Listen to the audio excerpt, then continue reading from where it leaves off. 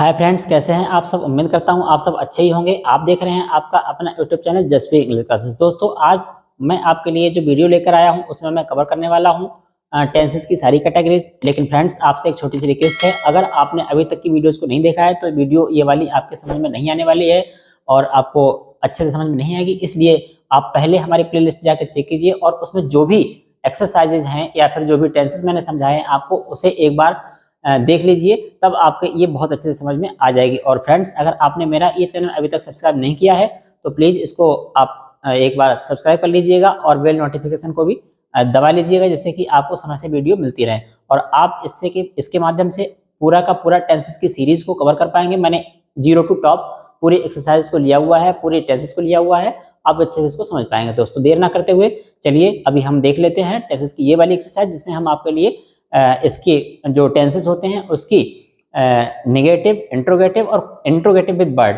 इसको मैं कवर करने वाला हूं। उसको हम देखते हैं उसको कैसे बनाया जाता है। तो दोस्तों, आप देख पा रहे हैं प्रेजेंट के 4 पार्ट्स, पास्ट उसके 4 पार्ट्स और उसके जो फ्यूचर है उसके भी 4 पार्ट्स। जैसे कि मैंने आपको बताया हुआ था, उनमें पहले ही जो हमने जो सेंटेंस लिए हुए हैं उन टेंसेस में इनको मैंने डिटेल में बात की हुई है और अभी हम केवल इसको ये समझ लेते हैं कि इन तीनों में डिफरेंसेस क्या होते हैं और कैसे हम आसानी से इनको बना सकते हैं। देखिए, यहाँ पर आप थोड़ा सा ध्यान दीजिए कि ही डज नॉट लाफ लिखा हुआ है, तो इस डज नॉट लाफ में को हमें क्या करना है, इंट्रोगेटिव में लाने के लिए नॉट तो इसमें हट जाएगा, लेकिन डज पहले आ रहा है और ही बाद में आ रहा है। मतलब हमें एक्सिलरी वर्ब को पहले रख देना है और सब्जेक्ट को पीछे ले जाना है। इस तरह से हमारा ये क्वेश्चन वाला सेंटेंस बन जाता है। जैसे कि इसका जो सेंस निकलेगा, ही डज नॉट लाफ, वह नहीं हंसता है। क्या इसका सेंस निकलेगा, क्या वह हंसता है। तो ऐसे ही इसका अगर हम क्यों में सेंस दें कि वह क्यों हंसता है, तो उसके लिए हमें क्या करना है, सेम सेंटेंस यही बनाना है। जैसे ही, यहाँ पे क्या देखा हमने, डज ही लाफ, यहाँ भी आप देख लीजिए भैया, डज ही लाफ। करना क्या है, जो भी क्वेश्चन वर्ड आपने एड ऑन किया हुआ है, क्यों, कैसे, कब, तो उसको हमें ट्रांसलेट करके यहाँ लिख देना है इंग्लिश में। यहाँ पे हमें क्यों जोड़ा हुआ है तो क्यों को हम क्या कर देंगे, वाई लगा देंगे। बस इस तरह से आसानी से बन जाएगा। और एक चीज और ध्यान रखनी है, जो भी इंट्रोगेटिव क्वेश्चंस होते हैं उनके लास्ट में क्वेश्चन मार्क जरूर लगता है, इसका आपको विशेष ध्यान रखना है।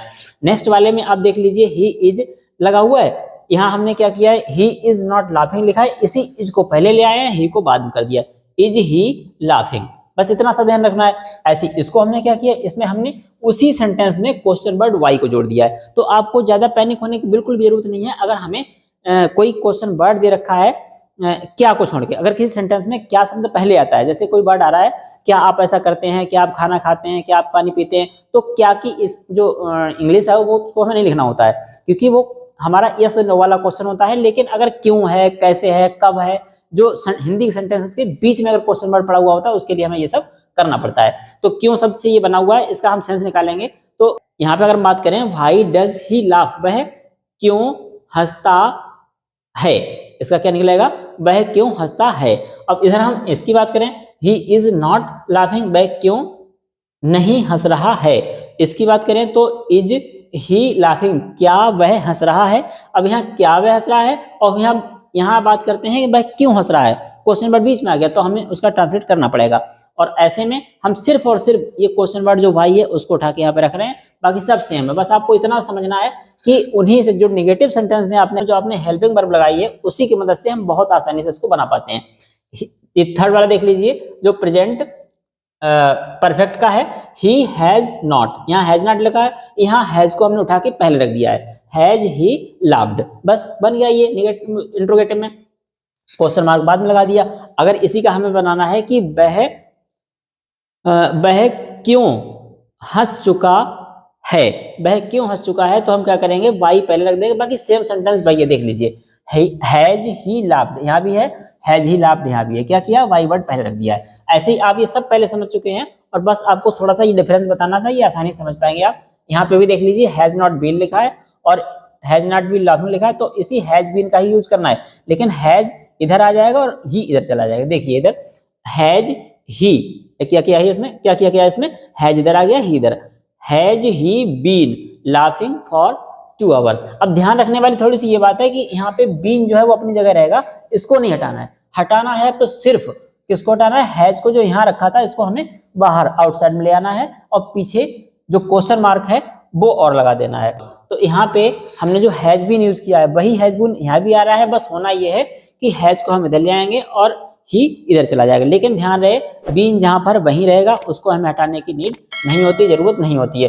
तो has he been laughing for 2 hours, बिल्कुल सेम वैसा ही है, हैज को पहले ले आए हैं। यहाँ पे क्वेश्चन वर्ड वाला अगर क्यों से बात करते हैं, क्यों से सेंटेंस बनाते हैं, तो हम क्या करेंगे, वाई को पहले रख देंगे, बाकी सेम सेंटेंस वही रहेगा। देखिए हैज ही बीन लाफिंग, एक एक वर्ड को देख लीजिए one by one. For laughing for 2 hours, has he been laughing for 2 hours. यहाँ पे देख लीजिए वाई को बढ़ाया गया है, बाकी सब वही है, has he been laughing for 2 days. इसको हम चेंज भी कर सकते हैं, सेम भी रख सकते हैं। तो यहाँ पे वाई वर्ड को बढ़ाया गया है, सेम सब कुछ वही है। इसमें देखिए जहाँ पे ही डिड का प्रयोग हुआ है, ही डिड नॉट, यहाँ पे डिड को हमने पहले ला के रख दिया है, इसके बाद ही को रखा हुआ है। डिड ही लाफ, क्या वह हंसता था, यहाँ पर वाई डिड ही लाफ, देखिए सेम वही है, डिड ही लाफ, यहाँ पे भी डिड ही लाफ। क्या करना है, क्वेश्चन वर्ड वाई को सबसे पहले रख देना है, बस और कुछ नहीं करना है। क्वेश्चन मार्क आगे लगा हुआ है। ऐसे यहाँ पे ही वाज नॉट लाफिंग, यहाँ पे वाज का यूज हो रहा है, तो यहाँ पे भी होगा। बस डिफरेंस इतना है कि हमने सब्जेक्ट के पहले ला के रख दिया है, क्या वाला अर्थ ऐसे निकल जाएगा, क्या वह हंस रहा था। अगर ऐसा है तो क्या के लिए हम केवल सहायक क्रिया को पहले ला के रखते हैं, एक्सिलरी वर्ब को पहले ला के रखते हैं और हमारा सेंस वो निकल जाता है।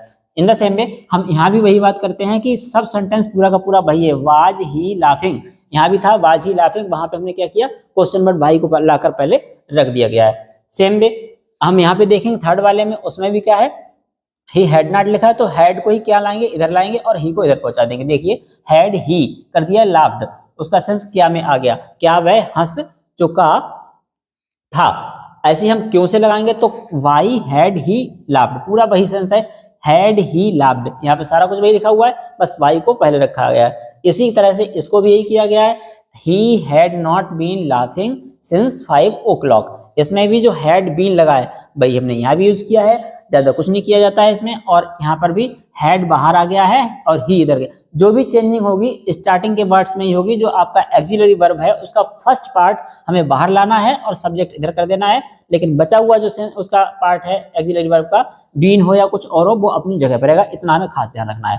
और यहाँ पे भी देख लीजिए वही हुआ है कि यहाँ जो हैड ही बीन लाफिंग पीछे था वही इधर भी हुआ है, बस क्वेश्चन वर्ड वाई को हमने रख दिया है। सेम इसमें सभी में वही हुआ है, फ्यूचर में भी यही करना है हमें। यहाँ पे आपको ध्यान ये रखना है कि जो हमारा फर्स्ट पर्सन होता है आई और वी, उनके संग में हमें शैल यूज करना होता है, बाकी संग में विल का यूज होना है सभी में। तो इसमें इसका फर्स्ट वाला जो कि इंडेफिनिट का है, फ्यूचर इंडेफिनिट का, उसमें विल ही लाफ लगाया है, वहां क्वेश्चन वर्ड बढ़ा दिया गया है, बाई विल ही लाफ हो गया। ऐसे ही यहाँ पे जो आपका ही विल नॉट लगा हुआ है, तो विल को फिर यूज किया है कि ही से पहले विल और वी इधर अपनी जगह रहा है। ऐसे यहाँ पे सारा कुछ वही है, क्वेश्चन वर्ड वाई बढ़ा दिया गया है। सेम वे आप इधर देखेंगे तो ही विल नॉट लगा हुआ है, यहाँ पर विल नॉट हैव लगा हुआ है थर्ड वाले में, यहाँ भी विल ही हैव, सब कुछ वही है, लाभ लिखा हुआ है, बस विल पहले आया है, ही इधर गया है। इसमें भी वाई शब्द हमने रख दिया गया है, वाई वर्ड रखा गया है, बाकी सब सेम है। आप सारे के सारे देखेंगे सब कुछ वही है, बड़ी आसानी से आप समझ पाएंगे। तो और ये लास्ट वाला जो है, he will not have been laughing since yesterday, यहाँ यस्टरडे को जो है हम निश्चित समय मानते हैं, इसलिए हमें सिंस लगाना हुआ है। ऐसे ही यहाँ पे will he have been, will पहले आ गया है और ही इधर आया है और हैव बीन अपनी जगह पर आया है। खास तौर से बात देखने वाली ये है कि यहाँ पे जो हैव बीन है वो अपनी जगह से नहीं उठ रहा है, वो वही है जहाँ पे पहले था, बस हमें बाहर किसको निकालना है, विल को। तो will he have been laughing for 2 days, ये इस तरह से बन जाएगा। लास्ट वाले को देखेंगे, why will he have been laughing for 10 minutes, इसमें क्या किया गया है, इसमें सिर्फ और सिर्फ वाई वर्ड जो है पहले ला के रख दिया गया है, बाकी सब सेम है। ओवरऑल आप इस पे ध्यान देंगे पूरे चार्ट पे तो आपको एक ही चीज नजर आएगी कि जो क्वेश्चन वाले सेंटेंसेस होते हैं उसमें कुछ ज्यादा नहीं करना है, करना सिर्फ इतना है कि जो उसकी हेल्पिंग वर्ब है, एक्सिलरी वर्ब है, उसको हमें सब्जेक्ट से पहले ले आना है और उसका जो बचा हुआ हिस्सा है एक्सिलरी वर्ब का, वो अपना एक्सिलरी वर्ब का जो बचा हुआ हिस्सा है वो अपनी जगह पर रहेगा। लेकिन जो उसका क्वेश्चन वर्ड आ रहा है सबसे पहले, उसमें भी वही करना है, इसमें भी यही करना है कि जो आपका उसका फर्स्ट पार्ट है एक्सिलरी वर्ब का, उसको पहले ले आना है और क्वेश्चन वर्ड कोई लगाना है हमें, तो वो सबसे पहले आएगा। सबसे पहले क्वेश्चन वर्ड, उसके बाद में हमें क्या करना है, उसके बाद में हमें एक्सिलरी वर्ब का जो सबसे पहला हिस्सा है वो रखना है, फिर सब्जेक्ट रखना है। उस सब्जेक्ट के बाद में हमें क्या रखना है, सब्जेक्ट के बाद हमें रखना है जो हमारी वर्ब है, वर्ब का जो एक्सिलरी वर्ब का बचा हुआ हिस्सा वो रखना है, फिर लास्ट में मेन वर्ब। इस तरह से हम बना लेंगे, कुछ ज़्यादा इसमें नहीं है। आप एक बार इसका अगर अभी तक ना आपने लिखा नहीं है, नोट डाउन नहीं किया है, तो स्क्रीनशॉट ले लीजिए, जिससे आसानी से आप इसको कर पाएंगे। और दोस्तों ये मेरा प्रयास था आपको इस एक्सरसाइज से परिचित कराना, और आप इसको आसानी से समझ पाए होंगे। मुझे उम्मीद है कि आप अच्छे से इसको एंजॉय करे होंगे। और अगर नहीं, थोड़ा सा टाइम का ध्यान रखना पड़ता है, तो टाइमिंग की वजह से मैंने थोड़ा जल्दी किया है। अगर आपको अभी एक बार में समझ में नहीं आया तो आराम से इसको वीडियो को रोक रोक के आप देख सकते हैं और अच्छे उसको समझ सकते हैं, अपने नोट्स बना सकते हैं। और अगर उसके अलावा मुझे आपको कुछ भी बताना है या आप कुछ भी मुझसे पूछना चाहते हैं तो कमेंट बॉक्स में मुझे कमेंट जरूर कीजिएगा, मैं आपका रिप्लाई जरूर करूंगा। और बस आपसे रिक्वेस्ट एक ही है कि हमसे आप अगर जुड़े रहना चाहते हैं तो एक बार इस चैनल को सब्सक्राइब अगर अब तक नहीं किया है तो जरूर कर लीजिएगा।